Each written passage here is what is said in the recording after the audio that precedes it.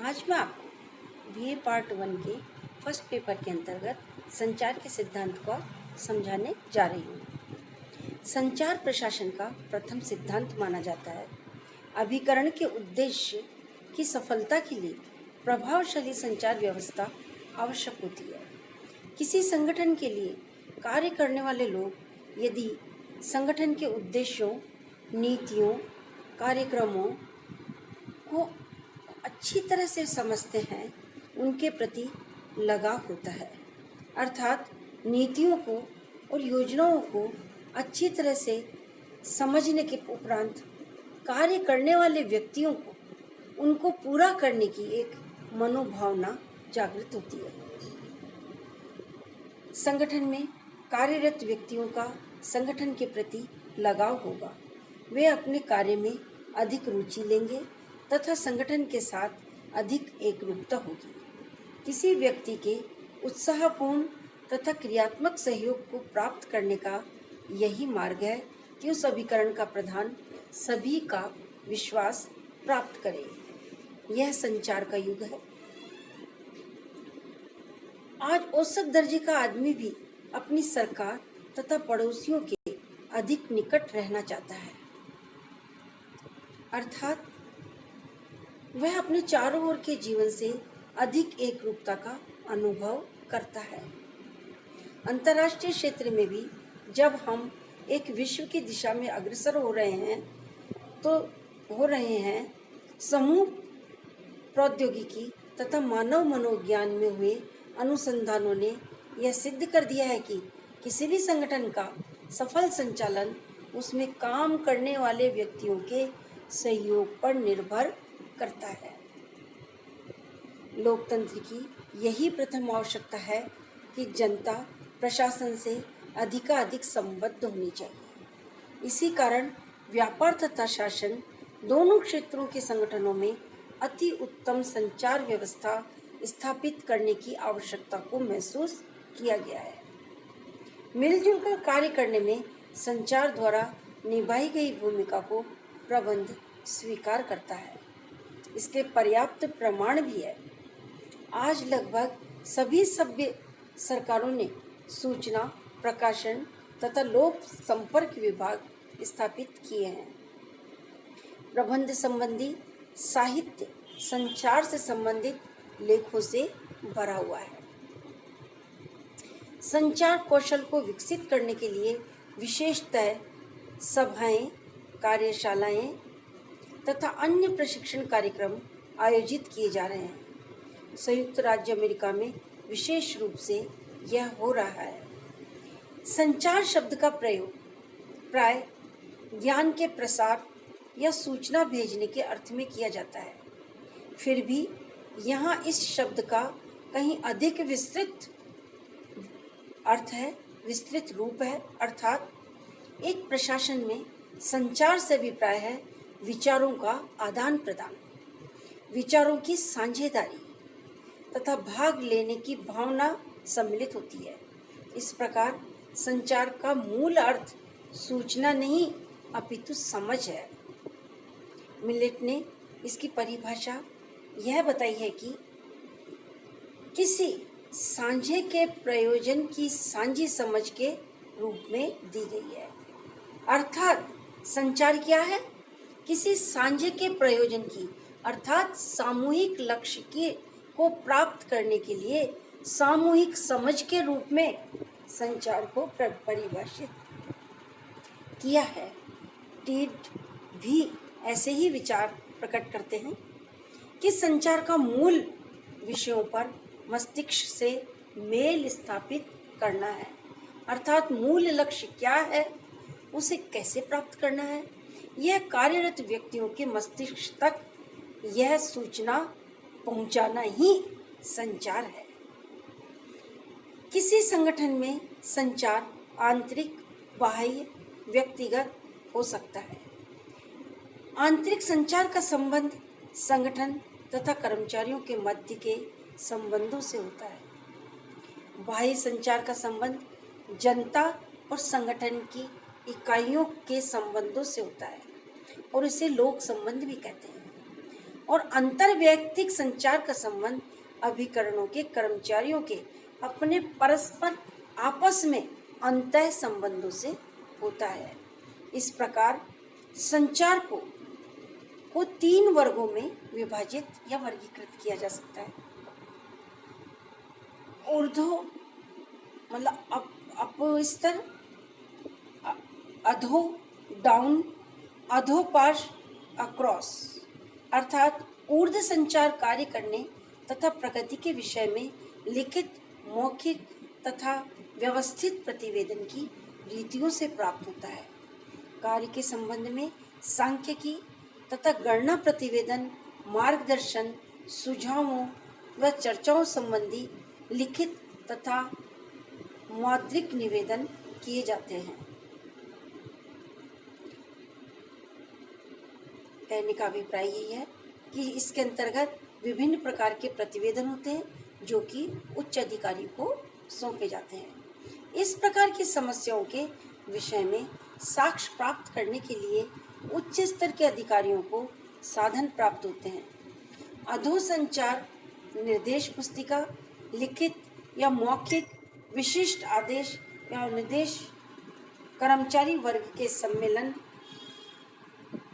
Budget अनुमोदन तथा स्थापना प्राधिकरण जैसे साधनों से संभव होता है।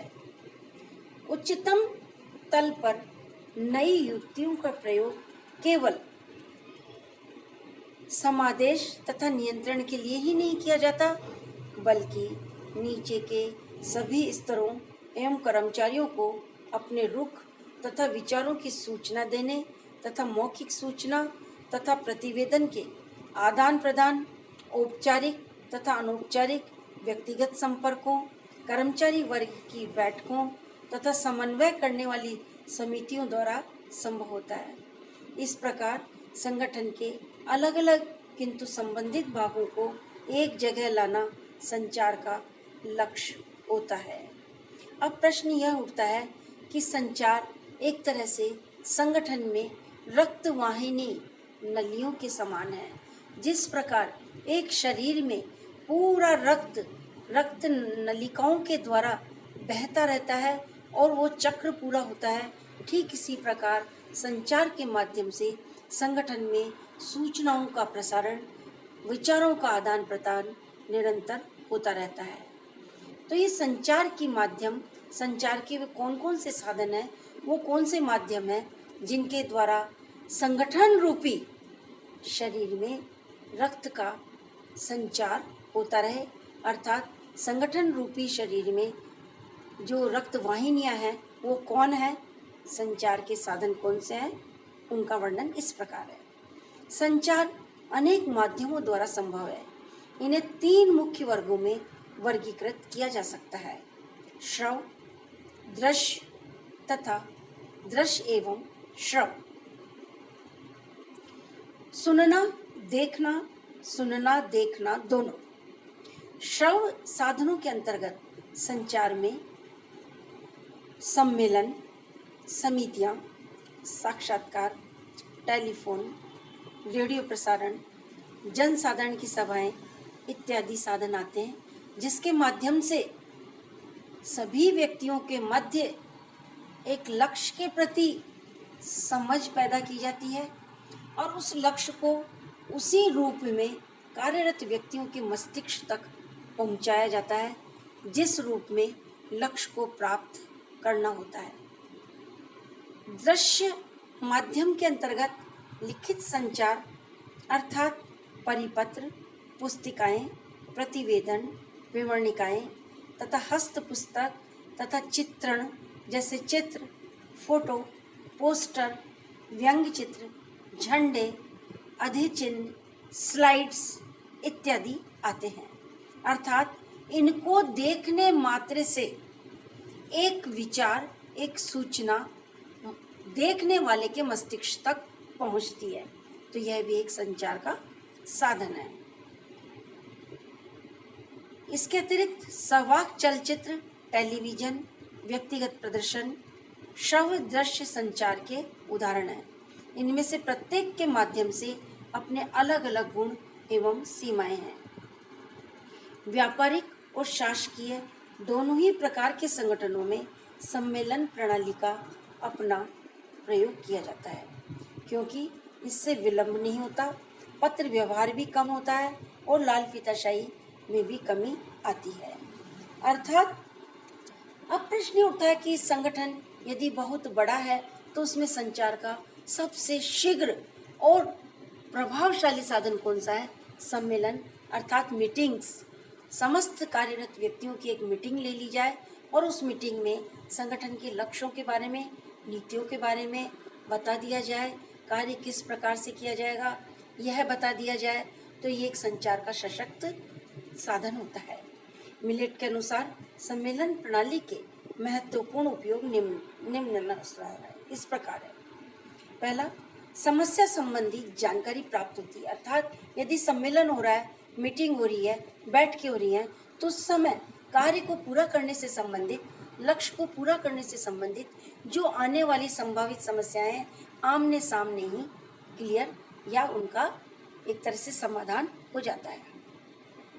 इसी के साथ समस्या सामने भी आती है और समस्या का समाधान में भी सहायता होती है।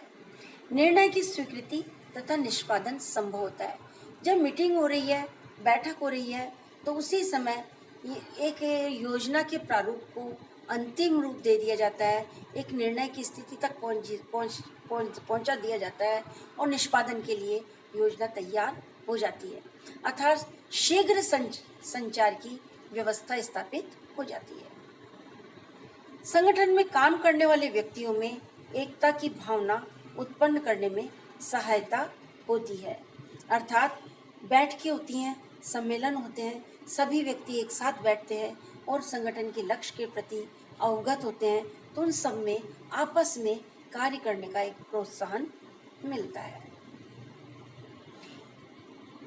इस प्रकार सम्मेलन के उद्देश्य, ये तो हुआ सम्मेलन के लाभ, लेकिन सम्मेलन प्रणाली के उद्देश्यों को और अधिक स्पष्ट कर सकते हैं कि व्यक्तियों को उनके वर्तमान उत्तरदायित्वों को अधिक सफलता के साथ निभाने में सहायता मिलती है।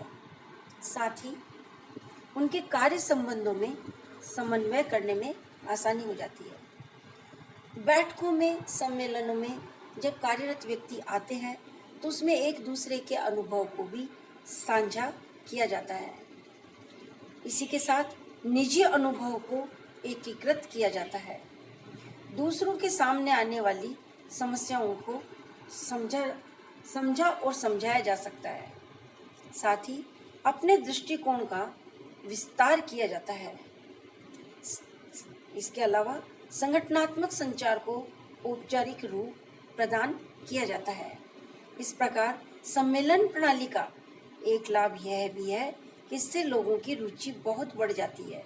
समूह के सदस्य इसमें पूरी तरह तथा समान रूप से भाग ले सकते हैं और पारस्परिक सफलता द्वारा उन्हें संतोष होता है। संगठन के सभी सदस्य परिणामों को स्वीकार कर लेते हैं, विश्लेषण करते हैं, एकीकरण की आदतें उत्पन्न होती है, सामूहिक हौसले का विकास होता है तथा अनौपचारिकता आती है। लेकिन सम्मेलन की रीति की अपनी सीमाएं हैं।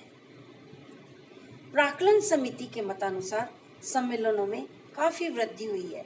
कभी कभी तो वे इतने दुरूह हो जाते हैं कि उनमें भाग लेने वाले अधिकारियों के लिए संबंधित विषय वस्तु के साथ न्याय करना असंभव हो जाता है और व्यवहार में चर्चाओं, टिप्पणी लिखने के कार्यों में कमी होने के स्थान पर कभी कभी तो पत्र व्यवहार काफी लंबे समय तक चलते रहते हैं, क्योंकि संबंधित विषय पर विचार प्रकट किए गए विभिन्न दृष्टिकोणों की टिप्पणी करनी पड़ती है, उन्हें सुधारना पड़ता है तथा उनका समाधान करना पड़ता है। इसलिए सर्वसम्मत विवरण तैयार करने में विलंब हो जाता है तथा कभी कभी तो चर्चाएं अधूरी भी रह जाती हैं। फलस्वरूप आगे फिर सम्मेलन बुलाना आवश्यक हो जाता है। कभी कभी एक ही अधिकारी को एक ही दिन में एक से अधिक सम्मेलनों में भाग लेना पड़ता है और ऐसी दशा में वह प्रत्येक सभा के लिए पूरी तैयारी नहीं कर पाता।